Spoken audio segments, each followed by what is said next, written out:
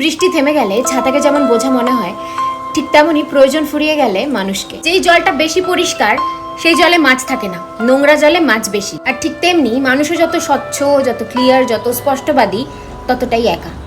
আর যে মিথ্যুক সে সবার প্রিয়। শোনো, যদি উপাস করলেই ভগবান সব থেকে খুশি হতো, তাহলে বোধহয় ভিখারিরাই সব থেকে সুখী হতো। কারণ সব থেকে বেশি খালি পেটে তো ওরাই থাকে। যে কোনো বিষ শরীরে গেলে সেটা ট্রিটমেন্ট করা যায়, কিন্তু কানে দেওয়া বিষ সেটার কোনো ট্রিটমেন্ট নেই। শকুনি মামা যদি দুর্যোধনের কানে বিষ না দিত, তাহলে মহাভারত হতো না।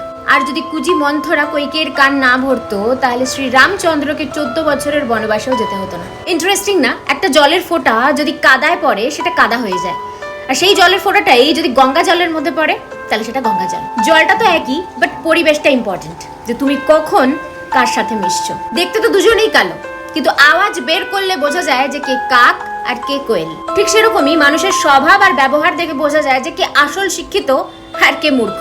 যে সত্যি বলে তাকে একবার কষ্ট করে সত্যি বলতে হয়, কিন্তু যে মিথ্যে বলে তাকে বারবার বারবার মিথ্যে বলতে হয়, একটা মিথ্যে ঢাকতে আরেকটা মিথ্যে। মিথ্যে কথা বলে তুমি পরকে খুশি করতে পারবে, আপনজনদের না। আমার তো মনে হয় মাঝে মাঝে খারাপ সময়ও আসা উচিত, তাহলেই বোঝা যায় যে কে আপন আর কে তোমার আপন হওয়ার জাস্ট নাটক করে। কে বলে গো যে শিক্ষা শুধুমাত্র বই থেকে আসে?